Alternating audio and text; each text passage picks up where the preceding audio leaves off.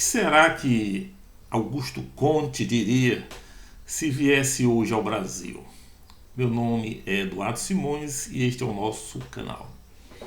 Bem, eu estava aqui meditando sobre esses últimos acontecimentos do Brasil e resolvi dar uma leitura num livro que eu gosto muito, que é este aqui, Antropologia Cultural e Social, de Adamson Hubel e Everett Frost. Uma parte que diz respeito a um estudo das sociedades que surgem nos países ou nas sociedades tribais, inclusive já em vias de se complexificarem um pouco mais do que uma tribo de caçadores-coletores, ou coisa desse tipo assim, né? Então, tribo inclusive que já tem ou tribos que inclusive já se organizam na forma de estados, estados tribais, bem entendido. Diz aqui, essas sociedades, no caso, a tendência dessas sociedades que se formam dentro do contexto maior do estado tribal, diversas sociedades, diversos grupos de interesses, clubes ou coisa assim, que normalmente nesse ambiente tendem a ter uma ação cada vez mais obscura, opaca e até secreta, né? Então ele está falando das chamadas, o autor vai falar aqui das chamadas fraternidades secretas. Elas contrabalançam o poder do rei da tribo e se empenhavam, contrabalançavam o poder do rei da tribo e se empenhavam em controlar o poder real. Inquestionavelmente serviam às vezes de solução popular a vários problemas difíceis, resultantes da necessidade de equilibrar a anarquia com a monarquia, a qual deve ser detida para não transformar-se em despotismo. Dentro da estrutura da constituição tribal, as ordens secretas são muitas vezes citadas como entidades que ajudam o rei na aplicação das sanções que sustentam as leis tribais. É o poder paralelo, né? As associações protetoras de auxílio mútuo, as ordens secretas da África Ocidental contemporânea, preocupam-se muito com os interesses de seus membros contra os interesses do mundo em geral. Quer dizer, uma formação mais assim, primitiva, né? no sentido não pejorativo, no sentido mais tecnológico ou cultural, sei lá como dizer isto, né? Sem qualquer qualificação de valor, a ideologia da tribo, o vínculo tribal, ele é poderosíssimo, ele une todos os seus membros de uma forma tal que todo o resto, ou seja, tudo que é não tribo, é de princípio adversário, inimigo, algo a ser tratado com desconfiança. Então, no momento que essa tribo evolui para formar um pequeno estado monárquico, imediatamente surgem essas sociedades secretas, que são pequenas tribos dentro da tribo maior, né, que procuram proteger os seus membros contra os outros membros da própria tribo, às vezes. A sociedade está evoluindo para algo como uma classe, coisa assim, mas é uma classe que ainda não percebe, ou um grupo social que ainda não percebe a impessoalidade da lei, a importância de você ter uma interação igualitária a partir da lei com outros membros da comunidade maior que vivem ao seu entorno. Então, como diz aqui, né, a fraternidade protege os interesses de seus membros contra os interesses do mundo em geral, do que não é a fraternidade. Eles cobram dívidas particulares de devedores delinquentes em favor de seus membros e punem outras transgressões contra a fraternidade. Eles assumem um papel de polícia informal, né, para proteger o seu membro, porque esse é o espírito da tribo. Você protege os seus e combate os outros, independente do mérito ou do demérito do membro da tribo ou do outro, do estrangeiro, do de fora. Em algumas partes de Serra Leoa, o prolongamento dessas práticas em terrorismo, né, a coisa chega ao terrorismo, né, explorador, é você usar da força para constranger, para cobrar as famosas dívidas, sejam elas em dinheiro, sejam elas em honra ou em pedido de desculpa, conforme seja o ambiente ou o contexto, né, tem causado reações públicas violentas. É mais ou menos o que acontece nos subúrbios, nas nossas cidades, né, com organizações criminosas cobrando proteção, cobrando taxas, impondo regras, restrições, etc., espalhando o terror. Então, acontecendo aqui no subúrbio das nossas cidades, que acontecia no sertão da África há muito tempo atrás, né, em situações onde os estados ainda eram iniciais, ainda eram muito jovens, muito precários, né, estados tribais. Né. A experiência prova que as ordens secretas são meios perigosos quando usados como instrumento de governo e controle social. Com a melhor das intenções, elas podem servir ao bem-estar público, mas como seus membros não são publicamente responsáveis e são protegidos pela, pela confraria, pela irmandade, né, pela organização, né, contra inclusive as cobranças que vêm de fora, por seus atos, não são responsáveis por seus atos, não pode haver controle seguro contra a tentação inevitável de usar a sua força para servir a seus interesses egoístas, privados. E aqui é interessante a gente observar no contexto da sociedade brasileira atual, eu penso assim, como essa polarização que nós vivemos atualmente no Brasil tem esse caráter marcadamente tribal. Né? Se você está do meu lado, se você é da minha tribo, se você é da minha tribo, você tem toda a retaguarda, toda a cobertura, independente do que você fizer. Do contrário, se você é da tribo oposta, né, se você é dos contrários, nós falamos aqui situação, oposição, né, se você é do contrário, então você, por maior que sejam seus méritos, por maior e mais elevados que sejam as suas ações, o resultado das suas ações, você será sempre o inimigo, alguém que deve ser combatido, eliminado ou enfraquecido pelo menos. Né? Então é interessante como isso se colocou nas últimas eleições aqui, né, onde o mote da campanha foi o antipetismo em 2018. Né? Em função do antipetismo se juntou aquela tribo dos antipetistas e os petistas ou propetistas, lulopetistas, etc., do outro lado, a tribo oposta. E agora a coisa se inverteu, o que fez a vitória do candidato do concorrente nesta eleição foi o anti-bolsonarismo, ao qual se uniram inclusive forças liberais, etc. É a dualidade da tribo, os da tribo e os de fora, os que merecem proteção e os que devem ser combatidos a todo custo. Inclusive isto, por exemplo, do pensamento da esquerda, que é muito comum no nosso meio social, essa visão tribal, essa perspectiva tribal da realidade social é também muito presente quando, por exemplo, né, o Marx fez sempre aquela luta, o oprimido contra o opressor, né, o operariado contra a burguesia, a minha tribo contra a tua tribo. O desfecho final da luta, colocado pelo próprio Marx, é a extinção da burguesia, da mesma forma que as tribos sonham em extinguir os seus adversários. Né. E tudo isso se coloca de uma maneira tão assim, evidente, né, que a gente vê a rapidez com que os lulistas estão preocupados com a defesa do Lula, os direitos humanos, quando o Lula era investigado pela Lava Jato. Hoje, apressadamente, querem condenar o Bolsonaro por causa de uma ou outra palavra dita. No caso, por exemplo, quando é do seu lado, nenhuma prova, quando é para defender o seu bandido, digo melhor, nenhuma prova é suficiente. Quando é para atacar o bandido oposto, qualquer coisa serve como prova. Assim, por exemplo, as fotos de Lula no triplex, a falsificação, a tentativa de falsificação do endereço lá no contrato do Lula, os testemunhos pessoais, os testemunhos oculares de pessoas que viram a compra dos materiais, viram Lula lá, conversaram com Lula, estiveram com...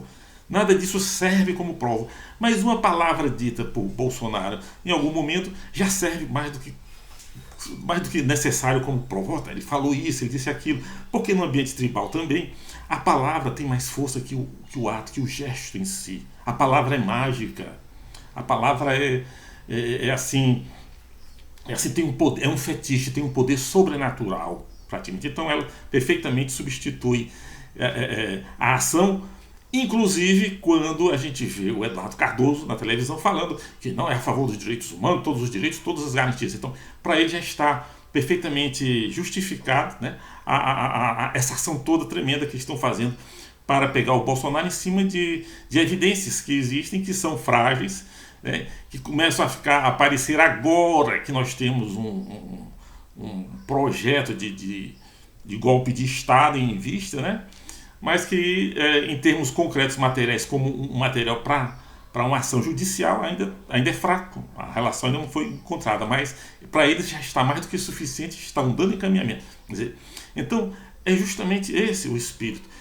E o que é pior, essa ideia do espírito tribal, como principalmente do pensamento mágico animista, né, que geralmente povoa esses universos tribais mais antigos, o universo tribal mais antigo, dizendo melhor, né, ela começa a ganhar peso aqui entre nós.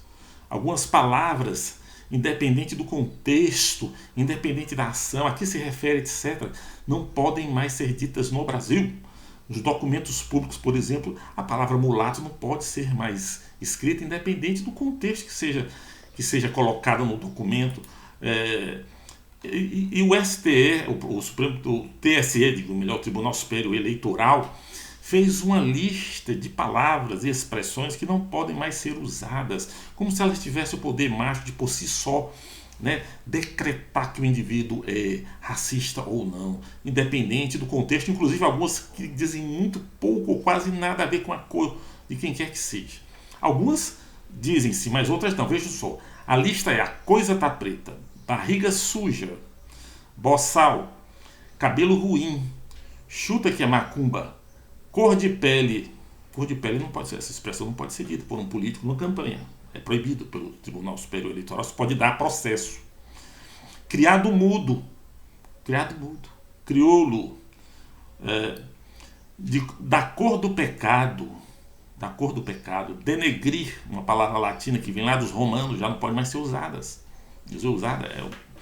Dia de branco, disputar a negra, esclarecer, escravo, estampa étnica, feito nas coxas, galinha de macumba, humor negro, inhaca, inveja branca, lista negra, macumbeiro, magia negra, meia tigela, mercado negro, mulata, mulata tipo exportação, não sou das tuas negas, nasceu com o pé na cozinha, nega maluca, nega com braços finos, com traços finos, etc, etc.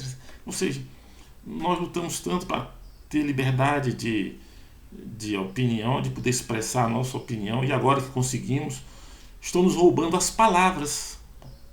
Independente do contexto, digo mais uma vez, independente do contexto, independente da intenção com que ela é pronunciada, essas palavras simplesmente não podem ser ditas numa eleição por um candidato, porque senão você pode sofrer um processo. Vamos fazer o seguinte, vamos extinguir a língua portuguesa, brasileira, portuguesa, e pronto, a gente acaba com essa angústia, né? Agora, recentemente eu vi até um rapaz defendendo na televisão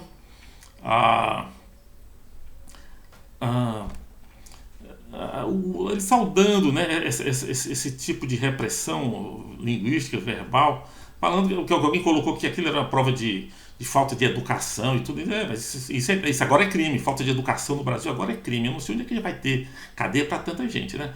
A gente podia fazer, por exemplo, como fazem algumas comunidades indígenas ainda, que através do processo através de um processo de iniciação, vamos mudar nosso processo de iniciação, de formação, como fazem os índios. Porque na tribo é importante que as pessoas digam apenas aquilo que é concedido a elas dizerem.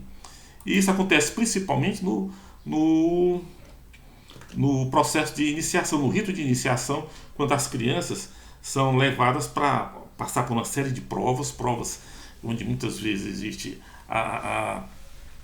existem provas duras, que existe o sofrimento, a dor que é imposta ao pequeno curumim lá, né, para ele resguardar os segredos da tribo. Então ele vai aprender os segredos quando ele adquire determinada idade, ele ganha o direito de aprender os segredos da tribo para se tornar homem.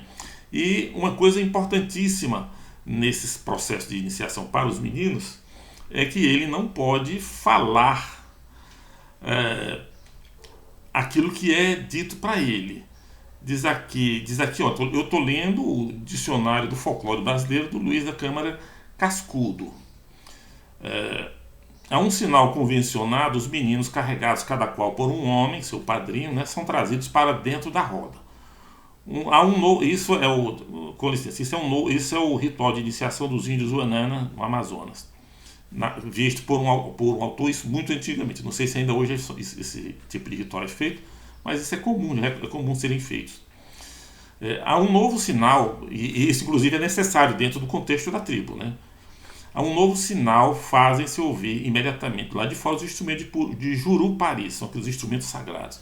O pajé, ou mais velho do conselho, adianta-se, então, coloca-se na frente dos meninos e assim lhes fala: vocês vão principiar a entrar no conhecimento dos costumes de Jurupari. Ele há um dia de aparecer a vocês. Ele sabe tudo quanto se passa em cima da terra, e por nossa mão matará quem tiver coração fraco para as mulheres e para elas contar os segredos dele. Seus costumes mandam mostrar hoje para vocês os seus instrumentos. Esses instrumentos não se mostram nem se conta como é o jeito deles para as mulheres, porque são segredo. Quem assim não fizer, Jurupari é de matar pelas nossas mãos. Por isso, o que se passar pelos olhos de vocês, não contem à mulher. E aí segue-se então uma sequência de rituais, onde a criança só passa por um jejum, leva umas pancadas e tudo. Há muita pancada, há muito açoite, isso faz parte do processo deles. E no final das contas, diz aqui o dicionário do Câmara Cascudo, que quando o menino passa por esse ritual, que é feito aos 8 anos de idade, alguns deles, por ter medo de revelar, ficam muito impressionados, se afastam das mães, eles nunca mais falam com as mães, que era até aquele momento, né, a companhia feminina predominante na vida dele.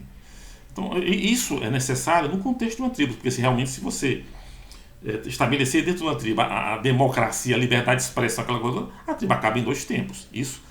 Ou seja, isso é funcional para o objetivo que eles têm de sociedade. Agora, para o nosso tipo de sociedade, qual é a funcionalidade de algo assim? Porque nós estamos impondo as proibições, mas não estamos impondo a forma como nós vamos educar as crianças para que essas proibições sejam efetivas. Como é que nós vamos educar os nossos filhos para que essas palavras nunca sejam ditas, para que de repente, no contexto lá na frente, elas se envolvam num crime imprescritível, porque isso agora é racismo. Você vai ter que mudar completamente o contexto da escola. A escola agora vai ter que ser uma escola de doutrinação. De firmeza e de disciplina. Acabou-se. Se é que nós vamos continuar nisso, né? Pois muito bem. Como eu falei, então, essa espécie de mentalidade tribal avançou na sociedade brasileira. E o próprio judiciário, que poderia agir no sentido de bloquear esse avanço, que, a meu ver, no nosso processo evolutivo é disfuncional, né? O próprio judiciário também embarca nessa. De que forma? Protegendo os seus membros, formando os grupos lá dentro. Você tem o grupo dos juízes bolsonaristas, que se voltam de um jeito, e o grupo dos juízes não bolsonaristas, às vezes até anti-bolsonaristas, que voltam de outro jeito, e muitas vezes eles fecham com propostas que, a meu ver, e de muitos juristas, inclusive, não coadunam com a democracia. A forma, inclusive, durante essas eleições se impôs a censura. E não é com censura e não é com medidas extemporâneas feitas por um juiz que você vai salvar a democracia. Não existe salvador da pátria. Esse juiz está se colocando como salvador da pátria.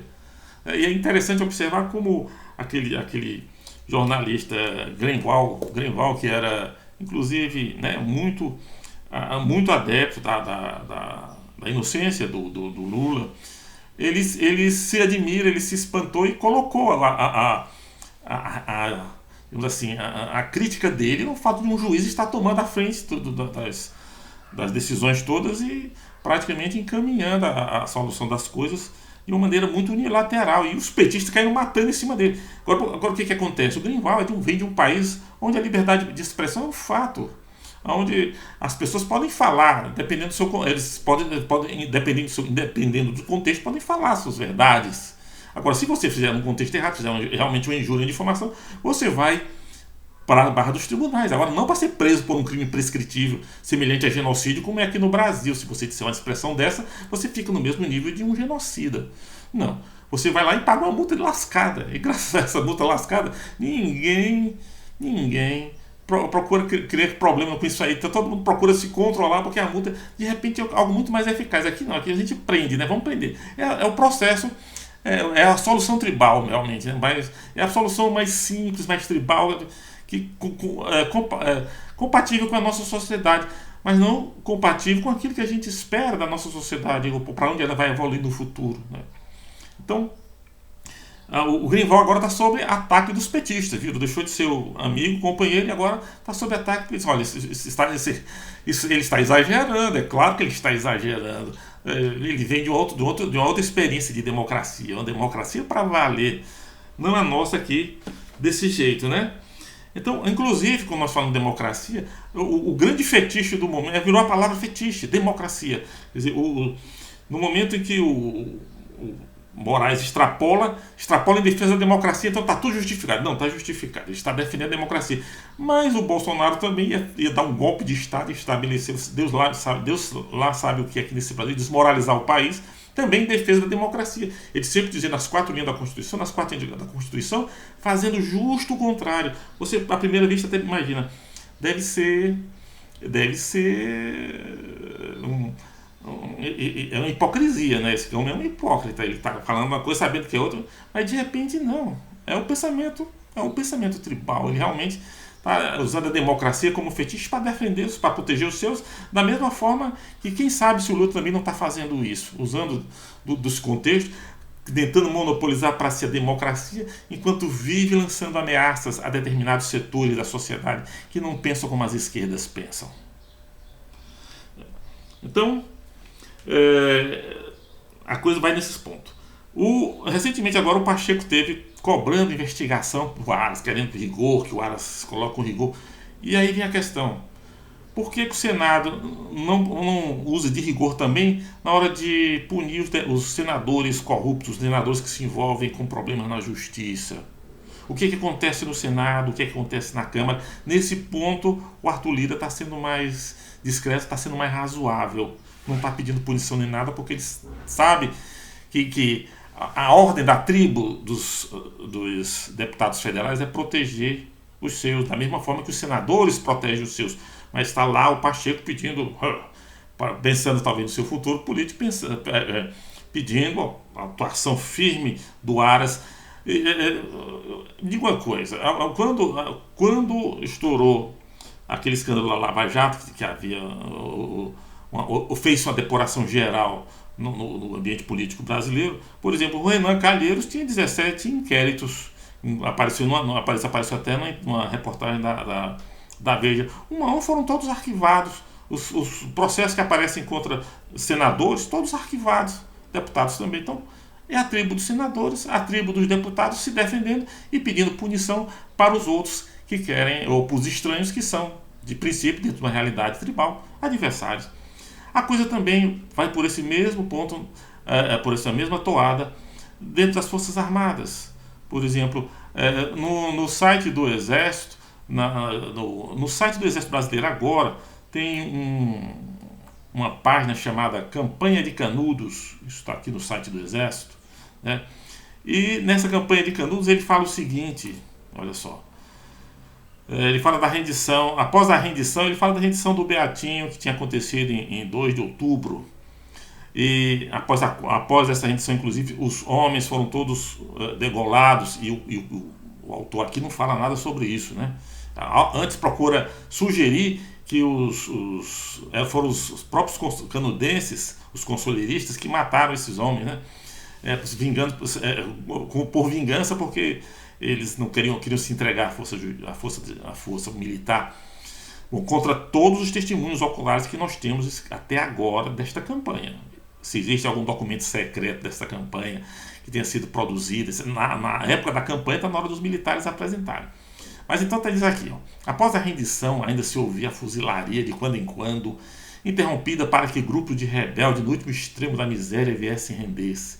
A redução dos disparos marcava o fim da resistência, etc. Terminar a participação do exército na defesa das instituições, enfrentando o fanatismo e o banditismo que durante anos trouxeram intranquilidade no interior baiano. É inacreditável que isso tenha sido dito agora. Primeiro,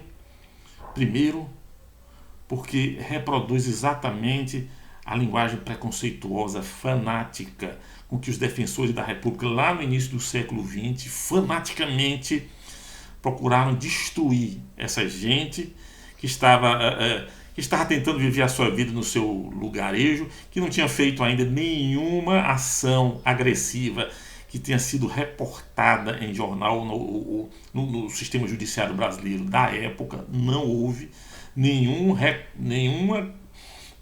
relato de nenhum evento concreto feito pelos conselheiristas de Canudos, depois que chegaram em Canudos, ficaram vivendo a vida deles. E, no entanto, foram massacrados até o último. Não se fez prisioneiro em Canudos. Só as mulheres, escaparam as mulheres e as crianças para mais degradação adiante, né? Então, o fanatismo da sociedade do exército brasileiro levaram ao massacre de Canudos. E eles aqui alegam que o fanatismo e o banditismo estavam trazendo a tranquilidade no interior baiano. Agora, nesse momento, nós temos uma tentativa de golpe produzida por um grupo de fanáticos. Eu não sei que outro termo usar para esses que tentaram o golpe, da forma como tentaram o golpe, como fizeram lá em Brasília, aquela baderna, aquele crime, aquela anarquia que fizeram em Brasília. São fanáticos que estão ameaçando as instituições mais importantes da República, estiveram ameaçadas, foram agredidas, e estão trazendo tranquilidade não só para o interior de um estado, mas para todo o Brasil. E essa gente se encontrava sob o abrigo das Forças Armadas, inclusive quando a polícia tentou prendê-los na noite do dia 8, quando eles fizeram aquela bagunça, aquela desordem. Os militares chegaram a colocar tanques de guerra, equipamento público para impedir a ação da polícia, e depois nós ficamos sabendo que porque havia familiares de militares lá dentro, no meio dos fanáticos que estavam atacando as instituições e gerando intranquilidade. Os militares colocaram os tanques lá, tiraram o seu pessoal e deixaram a bucha de canhão para a Papuda e para a Coneia posteriormente. Como é que pode uma coisa que é colocada aqui, está aqui no site do Exército, e de repente o Exército age de forma exatamente contrária? Isso é tribalismo, isso é tribo, sociedade é tribal. Eu não sei que outro nome dá.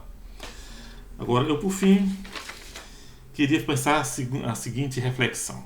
Queria pensar com vocês, deixar para vocês pensar a seguinte reflexão.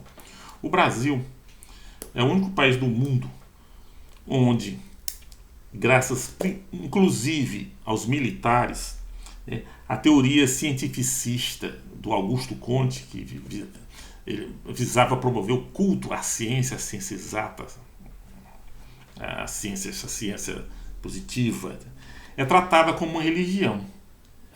Só existe uma igreja positivista no mundo, e ela existe aqui no Brasil, feita aqui no Brasil, muito frequentada pelos militares, principalmente os que proclamaram a República em 1889. E essa religião, inclusive, que também foi fundada por Conte, o Conte no final da vida desandou da cabeça e transformou a sua proposta científica em religião. Essa religião é a religião pagã. E, como eu disse, foi muito estimulada aqui pelos militares. Agora eu pergunto, será que os evangélicos sabem disso? Será que isso faz alguma diferença? Muito obrigado.